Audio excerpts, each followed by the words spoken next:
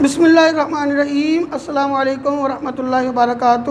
جی پیارے بچوں اور ڈیئر اسٹوڈنٹس، کیسے ہیں؟ امید ہے آپ خیریت سے ہوں گے۔ بیٹا کل کے لیکچر میں ہم نے ہمارا 8واں سبق، جس کی مصنفہ حاجرہ مسرور ہے، مصنف مذکر کے لیے آتا ہے اور اگر مؤنث ہو تو پھر اس کے لیے مصنفہ آتا ہے۔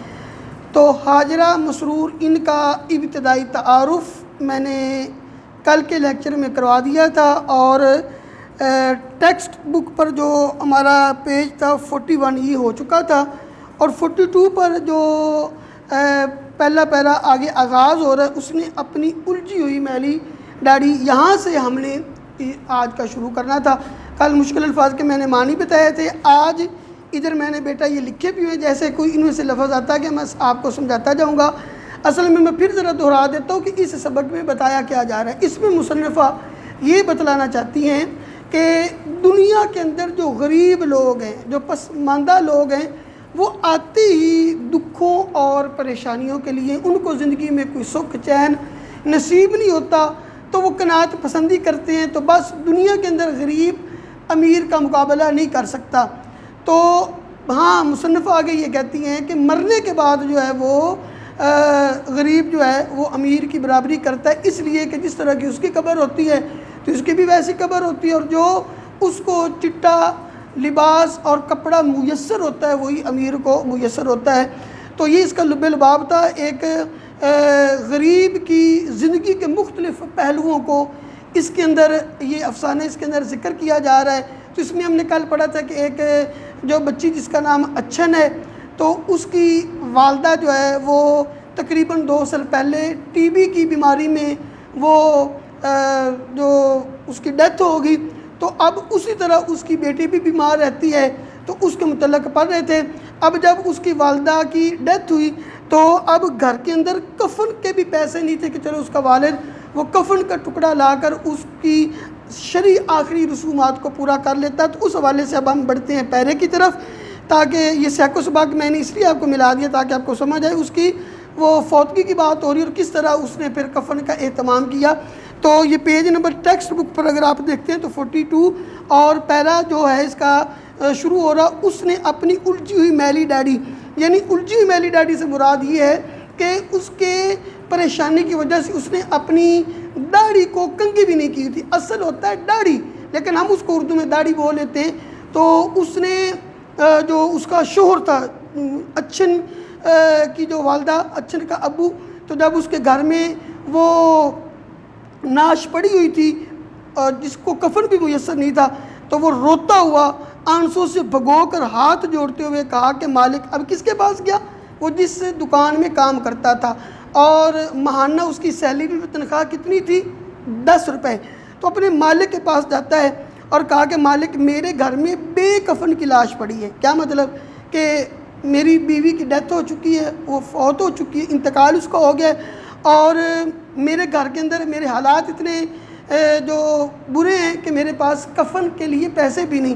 تو ہاتھ جوڑ کر اس نے کہا کہ مجھے کچھ قرض دے دو، میں قرض اتار دوں گا۔ اور مالک نے بات کاٹ کر نرم لہجے میں جواب دیا، منشی جی۔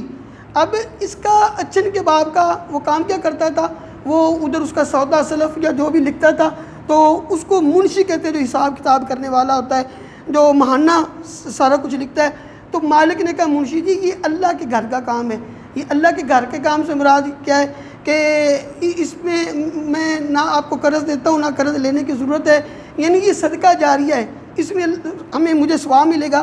تو کہتا ہے کہ منشی جی یہ اللہ کے گھر کا کام ہے، قرض نہیں لو، یہ روپے ادا کرنے کی فکر نہ کرنا، یعنی یہ مجھے دوبارہ پیسے دینے کی ضرورت نہیں۔ تاجر مالک نے 25 روپے اس کے ہاتھ پر رکھ دیے، کہا کہ یہ 25 روپے تم لے لو اور اس سے جو کفن دفن کا اہتمام کر لو۔ تو اس دور کے اندر شاید کوئی 250-300 کی اچھی نسل کی بھینس بھی مل جاتی ہوگی، تو یہ اس دور کی بات ہے۔ 25 روپے خیر اس نے دے دیے۔ تو روٹیوں کو ترستی، کپڑے کو بلکتی، یعنی کپڑے کو روتی ہوئی، روٹی کھانے کو ترستی ہوئی، اور حکیم صاحب کا نسخہ پینے کو سسکتی ہوئی۔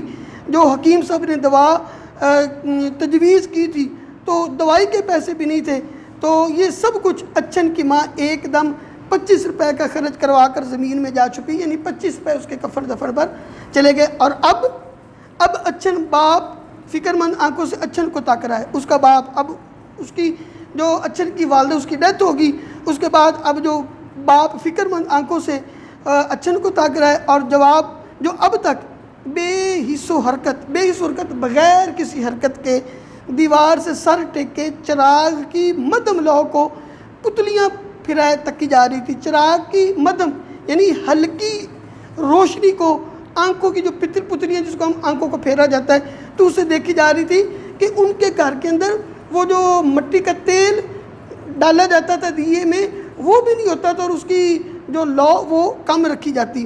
اب ماں کے مرنے کے بعد اسے بھی نہ جانے کیا ہوتا جا رہا تھا، کسے؟ اچھن کو، بس گلتی جا رہی تھی مراد وہ کمزور ہوتی جا رہی تھی، دن بدن کمزور ہو رہی تھی۔ وہی ماں کی سی ٹھسکے دار کھانسی کا معنی میں نے ادھر لکھا ہے کہ مسلسل کھانسی، مسلسل خشک کھانسی، اس کو ٹھسکے دار کھانسی کہتے ہیں، اور ہلکا بخار، ادھر پڑی ہے ادھر پڑی ہے، یعنی ماں کے مرنے کے بعد اب یہ بیمار رہتی ہے۔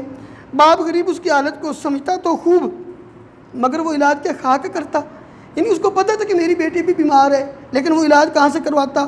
گھر کے اندر تو وہ غربت نے ڈیرے ڈالے ہوئے تھے، زیادہ سے زیادہ وہی خیراتی ہسپتال کی دوائیں، یعنی گورنمنٹ کی طرف سے جو ہاسپٹل ہوتے ہیں جہاں جو دوا مفت ہوتی ہے، تو کہتے ہیں کہ زیادہ سے زیادہ اس کی کہاں تک پہنچتی؟ خیراتی ہسپتالوں تک۔ اور جن میں خیراتی ہسپتالوں میں کیا ہوتا ہے کہ جن میں دوا تو برائے نام ہاں پانی ہوتا تھا، یعنی جو ادھر سے میڈیسن ملتی وہ بھی 2 نمبر، اور دوا کے نام دوا کا، لیکن وہ دوا بھی پانی کے مترادف سرکاری اسپتال میں دی جانے والی دوائیں الٹا نقصان ہی کرتی ہیں۔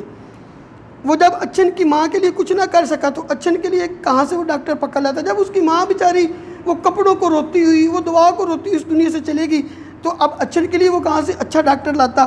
پہلے بھی 10 روپے پاتا تھا، اب بھی، یعنی پہلے بھی اس کی 10 روپے ماہانہ تنخواہ تھی، اب بھی وہی۔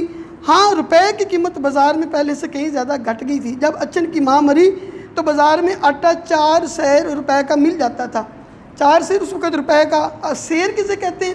یہ اب کلو ہوتا ہے، پہلے سیر ہوتا تھا، جس طرح اب ہم کلو میٹر کہتے ہیں تو پہلے میل ہوتا تھا، تقریباً 1.25 کلومیٹر کا 1 میل ہوتا ہے، ایسے 1.25 کلو کا 1 سیر ہوتا ہے۔ تو اس وقت 1 روپے کا جو 4 سیر آٹا مل جاتا تھا، تو اس وقت بھی اس کی 10 روپے تنخواہ تھی، اب 2.5 روپے سیر مشکل سے ملتا ہے، تو اب بھی اچھن کی ابا کی وہی تنخواہ تھی۔ ہر چیز مہنگائی کی انتہا کو پہنچ چکی تھی، لیکن دکان کا پرانا منشی اتنا ہی سستا جتنا 20 سال پہلے، حالانکہ چاہیے تو یہ تھا کہ چلو اس کی بھی سیلری بڑھتی، لیکن نہیں۔ اس کی آنکھوں کے سامنے لڑائی شروع ہونے سے قبل جو چیزیں 2 پیسے کو لے کر دکان میں بھری گئی تھی، وہی لڑائی شروع ہوتے ہی مہنگی ہوتی گئیں، یہاں تک کہ 2 پیسے کی چیز نے 8-10 گنا نفع دیا۔ گویا چیزیں جیسے جیسے پرانی ہوتی گئی ویسے ویسے قیمتی بھی، لیکن اس پرانے منشی کے 10 روپے کی قیمت بازار میں گھٹتی ہی چلی گئی۔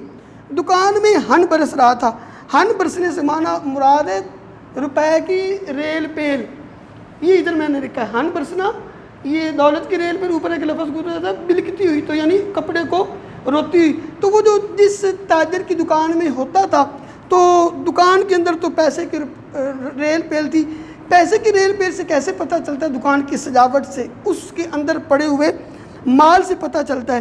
تو دکان میں ہن برس رہا تھا، مالک کے نام پر بینک میں سونے چاندی کے پہاڑ کھڑے ہو رہے تھے، بینک میں وہ بہت پیسہ جمع کروا رہا تھا مالک۔ وہی مثل یہ مقولہ بولا جاتا ہے کہ کہاوت ہے کہ بی بی عید آئی کہ جواب ملا دور موئی تجھے اپنی ٹکیا روٹی سے، یہ ایک محاورہ، یہ میں نے ادھر لکھ دیا ہے کہ کسی نے کہا کہ بی بی عید آئی تو اس نے کہا کہ دور موئی